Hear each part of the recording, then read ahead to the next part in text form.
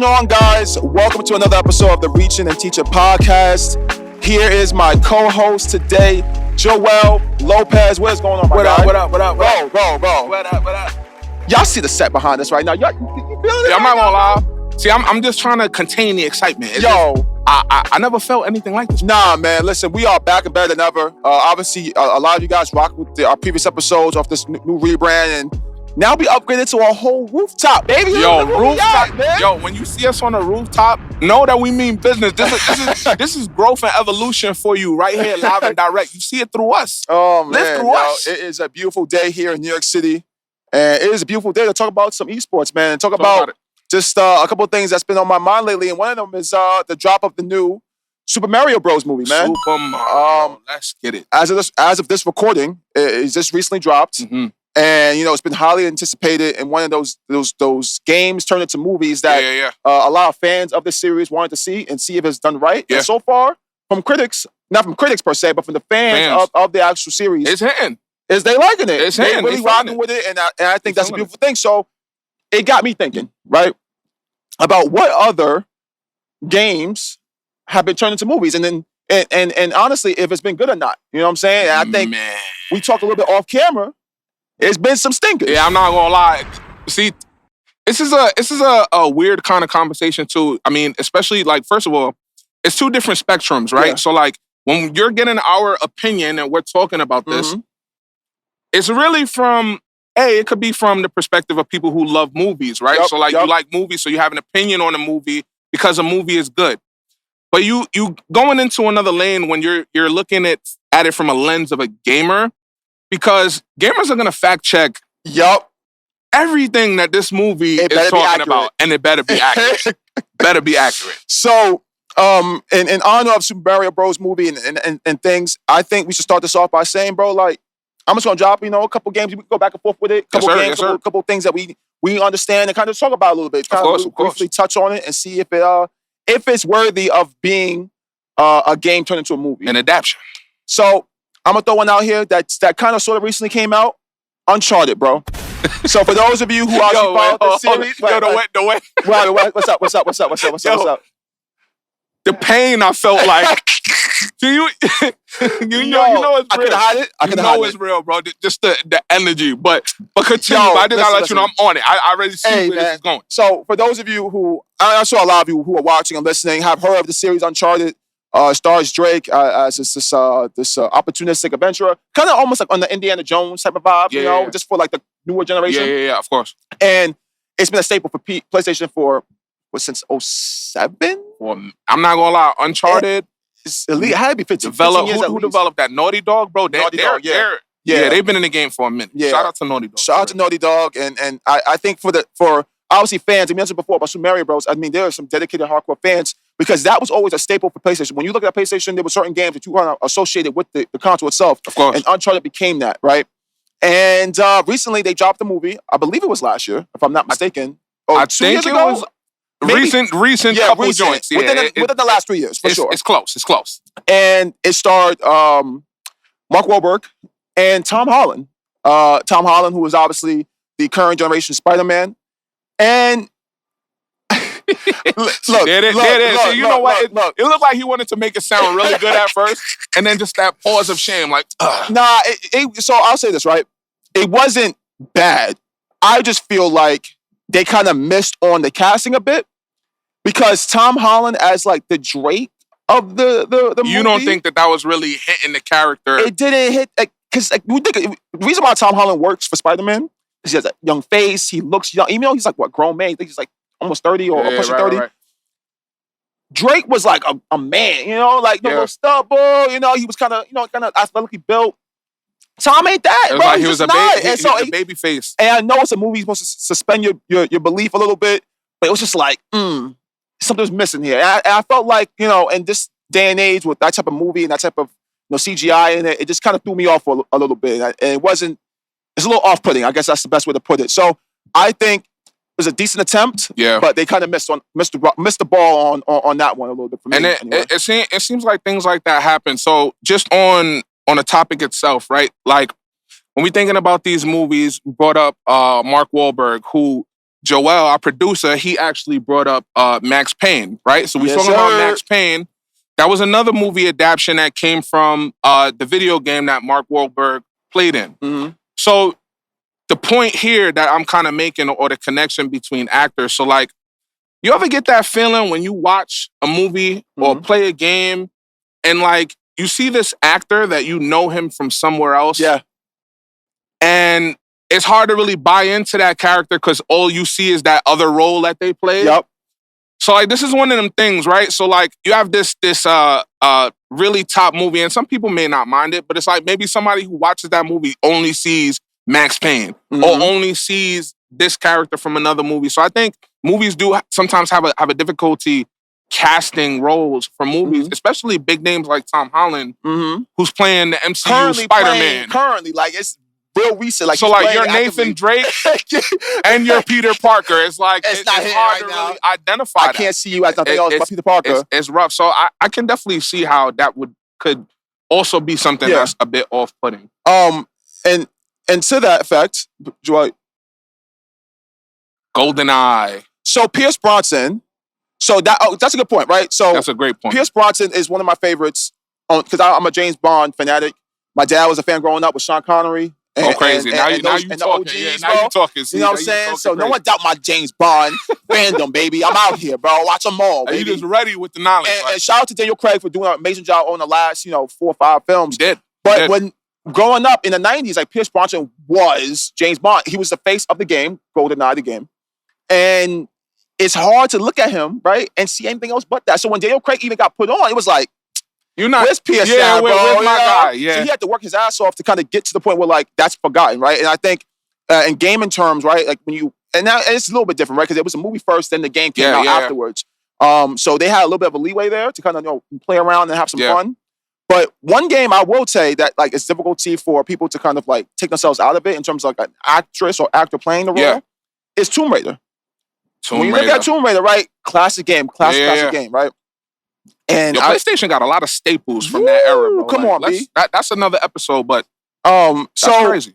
So for me, growing up, Tomb Raider was always Angelina Jolie, right? And even when the game came out, they built the model base, clunky as hell, but they built it around it being her and her likeness, right? Yes. And I believe she did some voiceover work as well for the game as well. So that's another game where it's like, like anyone else, if they redid it, right? If they say they want to redo a Tomb Raider movie or whatever the case is, it's going to be hard for that actress to play that part. To not see who's supposed to be in that role. You know what I'm saying? I feel like it's tough, man. It's tough. No, I feel like. I mean, there's really a lot. When we think about these topics, there's really a lot to talk about, right? Yeah. So, but I have to get mines off with this. Go ahead, man. Go ahead.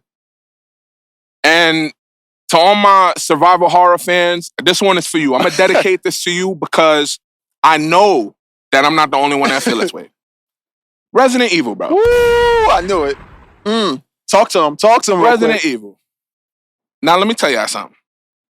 When y'all take a AAA title, another staple of PlayStation, your PlayStation is hitting in this one. I ain't gonna lie, Sony is going crazy. Y'all got it with this one.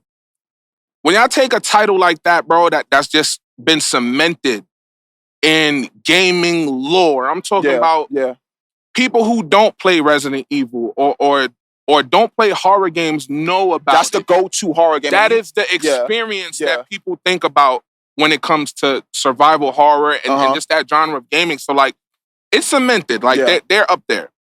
So now you take the movie, which you have in my Uncharted moment right now. So let me start off by saying this. This main this Alice person, who I'm not gonna spoil anything. So for what they are, the movies contain action. There's a lot of great scenes. There's great things about them. Yeah. But the thing about this movie, like Resident Evil in general and other movies like it that adapt these different medias from different sources, is sometimes you lose sight of the source material. Yeah. Right? So changing characters, changing names, changing locations, changing events. You're free to do these things in movies. Like, of course, you want to make it different and new. We got to understand, you also put the name of the source material on this product. So when you have a character like Leon, who made his first appearance in the Resident Evil franchise in movie 2, But then watch the series of movies and you don't see Leon till like the 4th or 5th movie. And yet he still seems like a side character. Bro, it's like, what are we doing? So in that kind of aspect, movies like that, we have to do a better job of sticking to the source material, I think. There's nothing wrong with straying away from it. But if you're going to go so far as to not include the elements that people love or are paying to see the live action of, then honestly, call it something else. Yeah. You know what I'm saying? Same thing happened with Devil May Cry. A lot of fans may not know this. Devil May Cry, when it was first being developed, was developed as a Resident Evil game. Really? It was like a spin-off It was almost? supposed to be a spin-off or some kind of adaptation of Resident Evil. As the development of the game started going and going, they started to realize that, hey, we're kind of a little bit, we're straying a little bit far away from what we initially planned on doing. Yeah. Resident Evil, whatever it was, then became Devil May Cry. You know what I'm saying? So I think that was a great thing because you created another entity that is extremely strong in the gaming space. They're certified in the space as well. Like at this point, crazy in their fandom, it's certified. So I get that though. I think you have to toe that line. It's a balance act. When you're dealing with, we talked at the top of the show, when you're dealing with fans of the actual series and then fans of movies in general, you have to appease both, right? It's like the same thing with books. Harry Potter, right? If you Harry Potter, Hunger Games, whatever, right? If you're reading those books and the movie adaptation is so far away from the original script, it's like, come on. What are we doing? Why you taking the name and running with it for the money? What are we doing? And that's where it hurts true fans of the show or the series, because it's like, bro, like, treat it with care if you're going to take the name, right? That's all we ask. And so when you're dealing with games and video games in general, like, that's what we expect. Have that same respect for the actual series, because if it came before the movie, bro, you got to treat it right. Nah, man. I mean, and I can really foresee, like, a person really losing faith in that form of media, right? Yeah. Because there's an expectation, right? You can make a product, and you can make a product really good, and I don't think that we'll take things away from that because you guys came out and y'all did a great job with whatever it is. But at the same time, there are diehard fans. There is a audience that you want to capture, but then also it's an audience that you're kind of using their community in order to draw in those views, those ratings, those ticket purchases, whatever it is. So I really think that their opinion is really what's going to carry it, especially if you're doing things based off of things that they truly love, and they're spending the money on it. They're what made it popular. They're what's making it as big as it is. They showing out, man. And so I think at that point, again, you got to show respect to that fan base, because they are the ones kind of really driving they're the driving force for the entire project that you base this thing off of. So I definitely feel your pain on that, on the Resident Evil side, and I think like even this. Let's talk about it. So like even this. All right, so the Sonic the Hedgehog, bro. Shout out to the blue blur, man. First of all, Sonic is one of my favorite video game mascots of all time. Yeah. That was Sega's answer to Mario back in the days. You know what I'm saying? Somebody to really compete. What an answer. And they dropped a movie, right? Yeah. They did a movie adaptation. This is a couple 2018. 2018. Okay. 2 sequels, a third one already happening. So it's big. Shout out to the franchise, because for me, I love the movie. Yeah. I love it. What did you love though? Now. When the movie first was announced and teased and trailers started to surface. Social, yep. And Joel, I'm not gonna lie. Put it on the screen. Once I put it on the screen, bro. Sonic's design. Let's take a look at, let's take a look at the way he looks now. Put it up somewhere, right? This is how he looks now, current. This was how he looked in the movies, and we loved it, right? They did great. Beautiful. It did not start off like this, guys. Show that first illustration of what that looked like. What is this, bro? Woo! Look at that. What is this, bro? I know y'all see it. I know y'all see it on the screen right now. And now, is that Sonic? Can you tell me that's Sonic when you looked at that first picture? Like, it was a rat, bro. A blue rat. Y'all doing practicing with shit, the hair dyes or something. What is that? I can see on the screen right now. I think it looks so crazy. What is that? Why is his nose perked up? So to the point, it was so bad, and it was It was an so uproar for heavily fans everywhere. scrutinized by the Yeah. fans, including myself, who was absolutely appalled that they could even You had the think nerve to drop to even this. show that. Now y'all telling me that the fans had to tell y'all that this was a bad idea? Someone on the No team one on the team, bro. had to say, you know what, bro? If we trying to make Sonic, This ain't it, cuz. I don't know if that's Sonic. Now don't get me wrong, there's similarities between the new version and the old version, I guess. Yeah. But Slight, though. this was one of those moments where they took creative freedoms to extreme. Yeah. And created a character that fans who love this character and respect this character, and this character means so much to them. Yeah. Could not get behind it, bro. To the point where the studio said, Paramount, whoever it was that came out tweeting and said, we heard you guys loud and clear. And first of all, studios don't respond really to backlash. Nope. So the fact that they came out and said, we heard you guys loud and clear, the design is not to your expectations, and they pushed the movie back to the following year to make sure that they nailed that redesign, and then came out with something that is now going strong in the media space in terms of movies and that kind of content.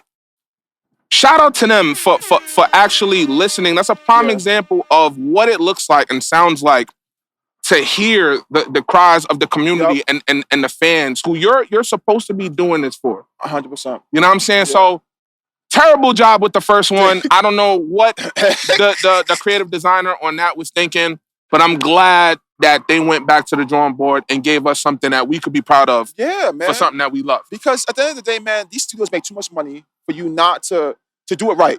Right? If you're gonna do it right. And that's all we ask as fans, man. Like, and again, with Sonic, it's such an iconic character. Like, bro, you don't have to reinvent the wheel on this. Just simply look at what they was drawing for the animation and just mimic that. That's a fact. Like, it didn't take much. That is I don't a fact. know what y'all were on that night. That day, that week. Who was drawing that and was like, yo, this is it, bro.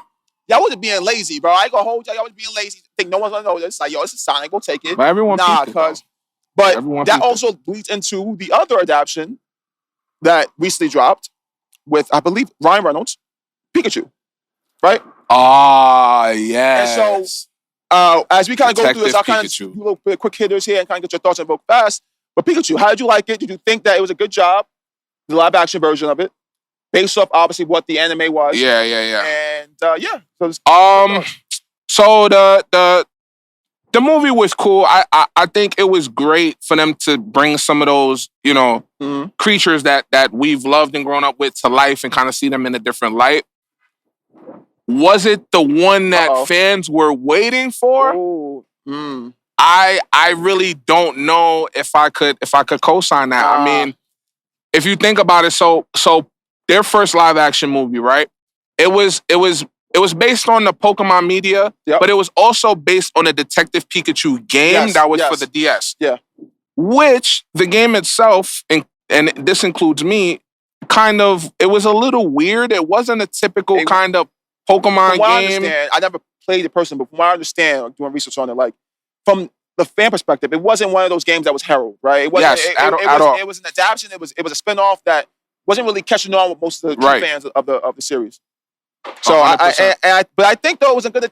Again, I don't fault them for attempting things like this to go outside the box, right? Because again, Pokemon itself, right, is such a tough one to kind of nail, right? Especially a live action version. It's a huge thing of Pokemon, right? Like that's wild. But they're spin on it, with the comedy and the Pikachu being a live action detective. It was fun. I think it was a fun movie. Fair enough. It wasn't a true representation of the Die Hard series. Yes, it wasn't. It wasn't at all. I'll give them that. And I don't think they took it as such, right? I don't think they promoted it as such, which is great. If they came out and was like, yo, this is the Pokemon movie I've been waiting for, live action, and then dropped that, you lost me. Yeah, it's because this ain't the one I was waiting for. But I mean, at least we got a glimpse into what could be, what could come later on down the line, which I think is great. Yep. So yeah, keep it up. In terms of the games, I'll say it to everybody. I'm a big Pokemon fan of the games. Mhm. Love them. Will buy every single one. What's your favorite one? You gonna do that On to the me spot, right on the spot. now? Man, oh man, oh man, oh man. So I'll say two. For one is for more nostalgic Okay. reasons, which I'll respect, and one based on the current Playability? climate Yeah, and okay. playability of the game. So I would say Pokemon Stadium as a bundle, 1 and 2 for Mhm. the Nintendo 64. Yep. Near and dear to my heart. I have very fond memories of when I was young and my mom's had got me that game and I still have the actual cartridge. I still play it. Ooh. So anything I still have from back then, I'm always keep a special Mhm. place for it. But recently, Pokemon Legends Arceus, Mm. not the last game to drop, but it made so many changes to the series in terms of open world ideas and the way you interact with the Pokemon in the game. You felt like it had like a Zelda feel to it, though, a little bit? I felt like they drew a lot of inspiration from them. it. In terms of like open world and linearity and all of that stuff, I still think that Zelda is like at peak of that kind of a game. It can't really be replaced. But they did a great job trying to come close to it within that universe. Their sequel, Pokemon Scarlet, just came out, kind of dropped a lot of great ideas from that game. So, Game Freak, I'm a little sad to see that you guys kind of dumped some of the great things that y'all had. Still a great game. But because of those innovations and ideas, I would say more recently, that's my favorite. Okay. And old school, the Pokemon Stadium, you know what I'm saying? Pick up the sticks, man, and kind of see where it's at. You know what I mean? All right, Lopez. So we kind of crunching on a little bit of time here. So I'm gonna throw some quick hitters at you. And we're gonna just the yay nay. Yay nays. Yay nays on kind of your thoughts on just like if the movie or the game adaptation held up. Okay. And then we'll kind of go on and bleed into kind of some other crossover games as well. So it won't simply be always games and movies. It might be, just crossover, right? It could be, let's say, for instance, 50 Cent's Blood and Sand. Obviously, that's not music crossover or celebrity. Cool. Fair enough. So, let's see. I start off with this one. Bad Boys. Movie is 100% the yayest of the yay. That game that I can't even bring back into my memory right now, we can get rid of that. That's a hard no. That's a hard no. Hitman kind of tough. I'm not gonna lie, the games are tough. Not everyone is a hitter. But the movie itself, it had some moments. I think it's a low-key gem. It's pretty tough. So if you guys, I would say it's definitely worth a watch on that. Okay. Scarface. First of all, one of my top 5 favorite movies of all time in history. Talk to him about it, of all time. My man's out there. Do not watch it. My man Manolo got done greasy, but it's all right. Yeah. We won't talk about that here. The game adaptation, very interesting. Definitely went in a further direction past the movies because all of the game's events take place after where the movie ends off. Yeah. And I think they just did a great job. Like, it was fun to play. Did it have hiccups? Yeah. Of course, every game does. But I think for the time and the era when that came out, competing with Grand Theft Auto and other games like that. I was going to say, it kind of drew a lot of inspiration from Grand Theft Auto in that world and being Miami and just, So I feel like they tried their best for the time being, but it was a nice one-off, right? And I'm going to say, yays to both. All right. We can hit yays on both of those. Fire. So we're going to go another classic. Def Jam Fight for New York, or the Def Jam series. Oh. So for those of you who don't know, obviously, because I know this game has been out of commission for a while, the Def Jam series followed a lot of Def Jam artists and just, crossover between, Busta Rhymes, you had Redman, Method Man, legendary, Fat Joe, legendary, Ice-T, you know what I'm saying? Legendary. Like, all these guys. So, man, yay, nay, man. Yep, that got to be a yay, man. We got to keep that. We got to bring that back, people. We're waiting for Def Jam. Was it EA? I think it might have been EA that did that. Yeah, fact check that. But yes, bring that back. That is a game that the streets need right now. It was EA. Especially shout out to all of the artists and the musicians who sadly we have lost, and can't be here today to even witness something like that being made. But put them in the games, man. But a game like that though could preserve their legacy, right? I think that's why I think games are so important and meaningful to just the pop culture more in general. Because I think a lot of fans who are younger, like our fans right now, who are 12, 13, 15 years old, who They didn't get a chance to Yeah, play yeah. a game like that. Or, they obviously 100%. it's rated R or rated M for mature. So for them, like giving those spotlights to those artists who we lost over time or just haven't been given their flowers, I think it's good to have a game like that. So please, EA, if you're hearing us, One more. if you're watching right now, One more. bring us back. Fight. It could be fight for New York, fight for LA. It could be anything, bro. I want to see Snoop. Snoop Dogg was in that. Yeah. Come on. Come on, A bro. lot of new artists I want to see too. Come I ain't gonna lie. on, man. All right, so what else we got up here? We got the Warriors. Bro, that's yes. All the way from the movie, which is a cult classic. We already know 100%. Cannot be replaced. The game did an amazing job bringing that For to the life. time, it was ahead of its time, bro. Way ahead of its time. Open world aspect for it being 04, 05, right? And having a pretty accurate description of what New York was like in it was basically the 70s. Yeah. Come on, man. Like, I was riding them trains like, damn. I was like, Mom, Dad, this is your at? These trains are dangerous, bro. Bugged out. Bugged out. Y'all out here going to school on these? That's the one. Hell no, but that's the one. That a definite yay to the Warriors. Okay. 100%. What else we got? Joel, you got any ones? I mean, this is classic Star Wars. I know that's a yay. I know, you know what I'm saying? I know there's a bunch of games that's a yay, but I'm trying to find ones that's like. Let's get one more. Let's get one more. All right, Joel, we get the last one. Last one.